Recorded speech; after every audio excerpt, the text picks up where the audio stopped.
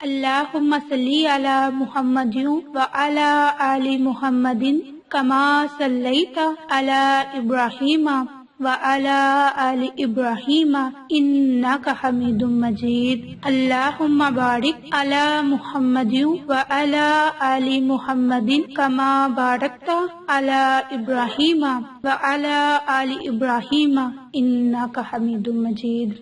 اللہم صلی علی محمد وعلی آل محمد کما صلیت علی ابراہیم وعلی آل ابراہیم انک حمید مجید۔ اللہم بارک علی محمد وعلی آل محمد کما بارکت علی ابراہیم وعلی آل ابراہیم انک حمید مجید۔ اعوذ باللہ من الشیطان الرجیم، بسم اللہ الرحمن الرحیم۔ عائشہ اسلامک ہسٹری کی پیاری بہنوں اور بھائیوں، السلام علیکم ورحمۃ اللہ وبرکاتہ۔ آج کی اس ویڈیو میں آپ کے ساتھ آج کے دن کا یعنی کہ 14 شعبان اور جمعہ مبارک کے دن کا اور شب برات کا خاص عمل اور وظیفہ شیئر کروں گی۔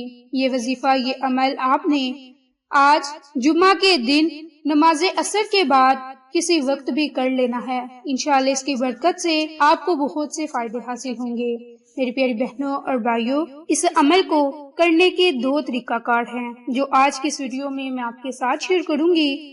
تو اس سے پہلے میری آپ تمام سے گزارش ہے کہ جن لوگوں نے ابھی تک میرے چینل عائشہ اسلامک ہسٹری کو سبسکرائب نہیں کیا، وہ نیچے موجود لال رنگ کے بٹن کو دبا دیں اور ساتھ موجود بیل آئیکن کو دبا کر آل نوٹیفیکیشن پر کلک کر دیں تاکہ میری ہر نئی آنے والی ویڈیوز کی اپڈیٹ آپ تک بآسانی پہنچ سکے۔ جزاک اللہ۔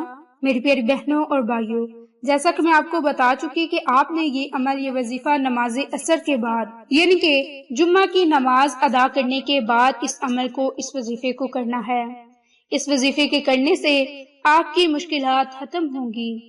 ہر جمعہ کو غروب آفتاب سے پہلے جس کے بارے میں قبولیت کی گڑی ہونے کی توقع کی جا سکتی ہے، تو آپ نے اس عمل کو، اس وظیفے کو نماز عصر کے بعد یعنی کہ نماز جمعہ کے بعد لازم کرنا ہے۔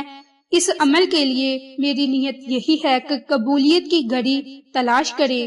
اس کے متعلق علماء کرام نے جمعہ کے دن قبولیت کی گڑی کو متعین کرنے کے لیے مختلف وقت بتائے ہیں اور ان تمام میں دلائل کے اعتبار سے ٹھوس 2 اقوال ہیں۔ نمبر 1، یہ گھڑی جمعہ کی اذان سے لے کر نماز مکمل ہونے تک ہے، اور دوسرا یہ کہ عصر کے بعد سے لے کر سورج غروب ہونے تک ہے۔ ان دونوں اقوال کے بارے میں احادیث میں دلائل موجود ہیں۔ پہلے قول کے متعلق حضرت ابو موسیٰ اشعری رضی اللہ عنہ فرماتے ہیں کہ نبی پاک صلی اللہ علیہ وآلہ وسلم کا ارشاد ہے کہ جمعہ کے دن قبولیت کی گھڑی کے بارے میں کہتے ہوئے سنا کہ یہ گھڑی امام کے بیٹھنے سے لے کر نماز مکمل ہونے تک ہے۔ باحوالہ مسلم۔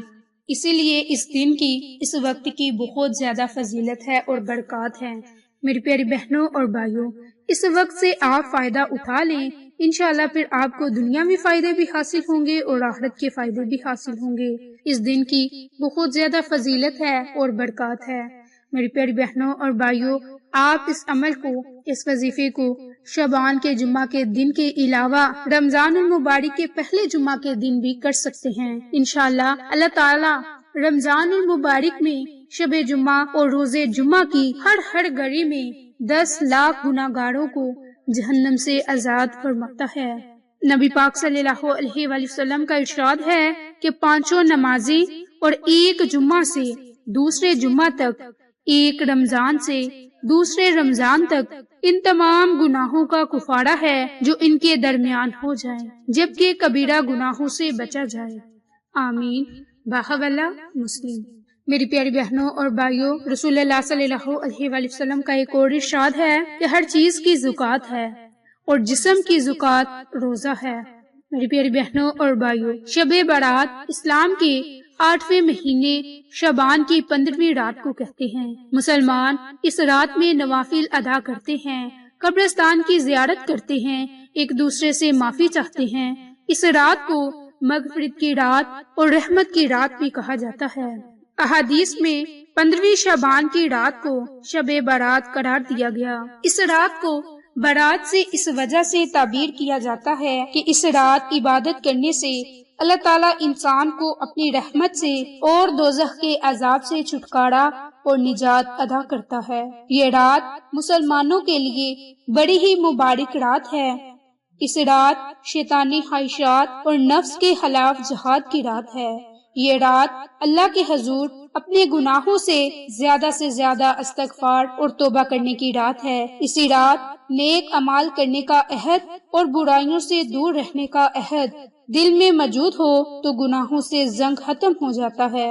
اس کے متعلق حضرت ابوبکر صدیق سے روایت ہے کہ رسول اللہ صلی اللہ علیہ وآلہ وسلم کا ارشاد مبارک ہے کہ اے مسلمانوں، شعبان کی 15ویں رات کو عبادت کے لیے جاگتے رہو اور اس کامل یقین اور فکر میں مشغول رہو کہ یہ مبارک رات ہے اور اس رات میں مغفرت چاہنے والوں کے جملہ گناہ بخش دیے جاتے ہیں۔ پیارے حبیب محمد مصطفیٰ صلی اللہ علیہ وآلہ وسلم کا فرمان ہے کہ جو انسان چاہے کہ اس کے دل کا میل کچیل ختم ہو جائے، کینہ بغض ختم ہو جائے، تو اس میں بد اخلاقیاں نکل جائیں، تو وہ اس رات کثرت کے ساتھ درود پاک کا نذرانہ پڑھے، تو وہ اس رات کثرت سے نبی پاک صلی اللہ علیہ وآلہ وسلم کی ذات پر درود پاک کا نذرانہ پیش کرے۔ جیسے ہی لوگ درود پاک پڑھیں گے، مال کی دولت میں اضافہ ہوگا، رزق کی تنگیاں دور کر دی جائیں گی، جو ان کے دل میں ہوگا، جو انہوں نے سوچا ہوگا، اللہ کی ذات انہیں عطا کرے گی، خزانہ غیب سے ان کی مدد ہوگی۔ میری پیاری بہنوں اور بھائیوں، یہ بڑا ہی مبارک عمل ہے جو اب میں آپ کے ساتھ شیئر کرنے جا رہی ہوں۔ آپ نے اس رات میں جو پہلا کام کرنا ہے، وہ آپ نے آج کی رات کثرت سے توبہ استغفار اور درود پاک کا نذرانہ اپنے پیارے محبوب محمد مصطفیٰ صلی اللہ علیہ وآلہ وسلم پر بھیجنا ہے۔ اور دوسرا وظیفہ آپ نے آج کی رات 3 لونگ کے دانوں پر کرنا ہے، اور اس عمل کو کرنے کے 2 طریقہ کار ہیں۔ پہلا طریقہ یہ ہے کہ آپ نے جب یہ وظیفہ کرنا ہے تو اپنے پاس 3 لونگ رکھ لینی ہے، اور اس عمل کو آپ نے فجر سے پہلے ضرور کرنا ہے۔ اس سے پہلے آپ کے پاس پوری رات ہے، پوری رات میں جب بھی آپ چاہیں آپ یہ وظیفہ کر سکتے ہیں، یعنی کہ آپ جمعہ کے دن نماز عصر سے لے کر اگلی صبح فجر کی نماز سے پہلے آپ اس عمل کو، اس وظیفے کو کر سکتے ہیں۔ اس کے لیے آپ نے اپنے پاس 3 لونگ کے دانے رکھنے ہیں، اور اس پر آپ نے درود پاک کو پڑھنا ہے۔ درود پاک پڑھنے کے بعد آپ نے 3 مرتبہ سورۃ اخلاص پڑھنی ہے، 3 مرتبہ سورۃ الکوثر پڑھنی ہے۔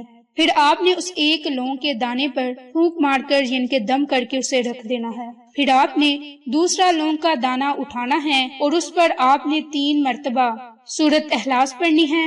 سورۃ اخلاص پڑھنے کے بعد 3 مرتبہ سورۃ الکوثر پڑھنی ہے۔ پھر آپ نے اس پر بھی دم کر کے اس لونگ کو سائڈ پہ رکھ دینا ہے۔ پھر تیسرا لونگ کا دانہ اٹھانا ہے، اور اس پر آپ نے 3 مرتبہ سورۃ اخلاص پڑھنی ہے اور 3 مرتبہ ہی سورۃ الکوثر۔ آخر میں آپ نے پھر درود پاک پڑھ کر اس لونگ کے 3 دانوں کو آپ نے ایک سائڈ پر رکھ دینا ہے۔ جب آپ یہ وظیفہ کر لیں تو آپ نے ان لونگ کے دانوں کو اپنے پرس یا بٹوے میں رکھ دینا ہے۔ اگر آپ چاہتے ہیں کہ آپ کے مال و دولت میں اضافہ ہو تو آپ جدھر پیسے وغیرہ رکھتے ہیں ادھر ان لونگ کے دانوں کو ٹشو میں رکھ کر رکھ دیں۔ اگر آپ چاہتے ہیں کہ رزق میں برکت ہو تو آپ ان لونگ کے دانوں کو کچن میں رکھ دیں۔ یہ تو ہو گیا ایک عمل، یعنی کہ ایک طریقہ کار۔ اب دوسرا طریقہ کار یہ ہے کہ آپ نے 3 لونگ کے دانے لینے ہیں، اور اس پر آپ نے پہلے درود پاک پڑھنا ہے۔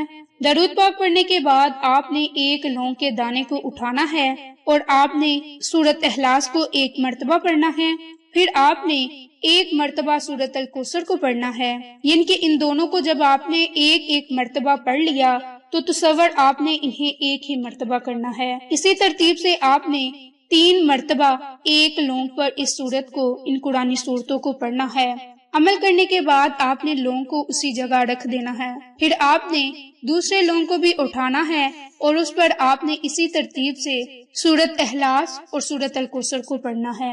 پھر اس پر بھی دم کر کے آپ نے رکھ دینا ہے، اور تیسرے لونگ پر بھی آپ نے اسی ترتیب سے، اسی طریقہ کار سے عمل اور وظیفہ کرنا ہے۔ آخر میں آپ نے درود پاک پڑھنا ہے۔ درود پاک پڑھ کر آپ نے اللہ تعالیٰ سے خصوصی دعا مانگنی ہے۔ یہ عمل، یہ وظیفہ خاص طور پر رزق اور دولت میں برکت کے لیے ہے۔ تو آپ ان مقاصد کو اپنے ذہن میں رکھتے ہوئے ان اعمال کو، ان وظائف کو کریں، اور جو طریقہ کار آپ کو آسان لگتا ہے اس طریقہ کار سے آپ ان اعمال کو، ان وظائف کو کر کے اپنے پرس میں، اپنے بٹوے میں، یا پھر جدھر پیسے وغیرہ رکھتے ہیں ادھر ان لونگ کے دانوں کو رکھ دیں۔ اس کے علاوہ آپ ان لونگ کے دانوں کو کچن میں بھی رکھ سکتے ہیں، اور سارا سال آپ نے ان لونگ کے دانوں کو استعمال نہیں کرنا۔ پھر اگلے سال بھی آپ اسی طریقہ کار سے اس عمل کو، اس وظیفے کو کر سکتی ہیں۔ اس کے علاوہ آپ یہی عمل، یہی وظیفہ شعبان کے جمعہ کے علاوہ رمضان کے جمعہ کے کسی دن بھی کر سکتی ہیں۔ انشاءاللہ اس کی برکت سے دولت میں ریل پھیل ہو جائے گی، اللہ کی غیبی مدد ہوگی، قرض دار بھی اپنے قرض سے نجات پا لیں گے، تنگ دستوں کی بھی تنگ دستی دور ہو جائے گی، بشرط یہ کہ اگر وہ کامل یقین کے ساتھ اس عمل کو، اس وظیفے کو کریں۔ میری پیاری بہنوں اور بھائیوں، پوری رات آپ کے پاس ہے، آپ اس عمل کو، اس وظیفے کو کامل یقین کے ساتھ کر کے اپنے پاس ان لونگ کے دانوں کو رکھ لیں۔ انشاءاللہ کبھی بھی وہ جیب خالی نہ ہوگی جدھر یہ لونگ کے دانے رکھے ہوں گے۔ اگر آپ کو ہماری ویڈیوز پسند آئیں تو اسے لائک، شیئر اور سبسکرائب کریں۔ جزاک اللہ۔